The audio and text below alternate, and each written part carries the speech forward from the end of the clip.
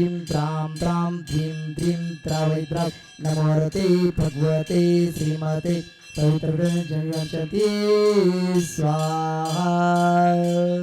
युततम क्षीरवारुपके स्नापयामि स्वाप्ताञ्जनान् सर्वार्थसिद्धिदाम्। ओम ह्रीं सुषुभादि वीरान्ताञ्जन समयामि स्वाहा। ओम ह्रीं सुषुभादि वीरान्ताञ्जन समयामि स्वाहा। ओम ह्रीं सुषुभादि वीरान्ताञ्जन समयामि स्वाहा। नमो रते भगवते श्रीमते ओम ह्रीं क्रों मं पापं खण्डे खण्डे जय जय दद पच पच पाचे पाचे। ओम नमो अरम राम ओम अरम झम क्षीं क्षीं खं सं छं ग्वं रयस क्षां क्षीं क्षूं क्षैं क्षूं क्षौं छ क्षीं राम ह्रीं रूं रैं रौं र द्रां ध्रीं द्रावय द्रावय नमो रते भगवते श्रीमते टट से परम पूज्य संत श्रोमणी आचार्य भगवान विद्यासागर जी महामुनीन्द्र संगस्त समस्त मुनि महाराज स्वास्थ्य लाभस्य परम पूज्य आचार्य श्री समय सागर जी महाराज स्वास्थ्य लाभस्य समस्त आरिका संघ स्वास्थ्य लाभस्य समस्त मुनि संघ स्वास्थ्य लाभस्य नितिन वीरेंद्र आळे पुसद निवासी परिवारस्य वीरभूषण मोतीलाल कंडारकर मुरुड निवासी परिवारस्य सुरेश नाना पाटील कुंभोज निवासी परिवारस्य सुनील शरद मंडपे पट्टणकोळी निवासी परिवारस्य सूर्यकांत मोतीसा कानेड हिंगोली निवासी परिवारस्य साहिल किशोर भुरे नागपुर निवासी परिवारस्य सूर्यकांत कानेड हिंगोली निवासी परिवारस्य वेदना संतोष गोरे परिवारस्य। यो जीव की बात समाप्त होने के बाद अजीब की बात प्रारंभ होती है। बहुत सारे लोग आत्मा के ज्ञान की बात करते हैं, लेकिन आचार्यों ने कहा है कि अकेले आत्मा का ज्ञान नहीं करना है, अनात्मा का भी ज्ञान करना पड़ेगा। जब तक अनात्म तत्व का ज्ञान नहीं होता है, जब तक 100 तत्व का ज्ञान होने के बाद पर तत्व का ज्ञान नहीं होता है, तब तक पर को समझे बिना किसी भी प्रकार से कोई भी व्यक्ति जिन शासन को समझ नहीं सकता है।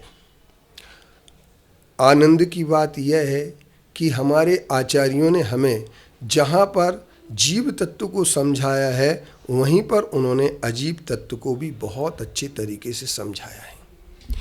तो और इसलिए बृहद्रव्य संग्रह में मंगलाचरण करते हुए आचार्य नेमचंद जी ने कहा है, जीव मजीवम दब्बम जिनवर वसेन जैन निर्दिठम देविंद बिंद वंदम वंदितम सभ्यदा सिरसा।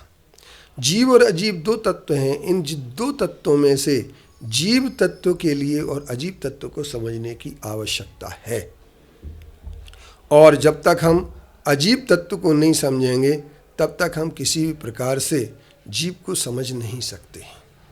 जीव का मूल्यांकन अजीब तत्व से है, और अजीब तत्व को समझने के लिए पुद्गल, धर्म, अधर्म, आकाश और काल। पुद्गल का मतलब क्या होता है?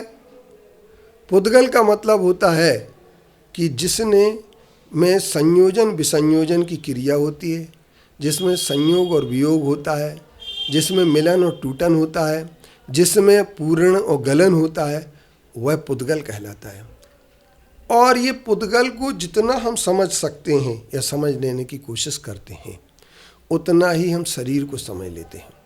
और जिसने शरीर को समझा है, वह एक बात समझने की आवश्यकता है कि शरीर को समझने वाला व्यक्ति ही शरीर के रूप, रंग, गंध आदि इन सबको, कद काठी, इन सबको अपना नहीं मानता है, क्योंकि वो कहता है ये सब पुद्गल के हैं। और जीर्णति शीर्णति इति शरीरा, जिसमें जीर्ण शीर्ण होने की प्रक्रिया निरंतर चलती रहती है, वह शरीर कहलाता है। और पुद्गल का बना हुआ, तो पुद्गल के उपकार में जीवन भी होता है, मरण भी होता है, सुख होता है, दुख होता है। इसके साथ साथ इसमें स्पर्श रस गंध वर्ण पाए जाते हैं।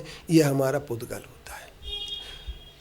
तो जो वर्णादि और रागादि भाव जो हैं, ये दो प्रकार के भाव हमारे पास हैं।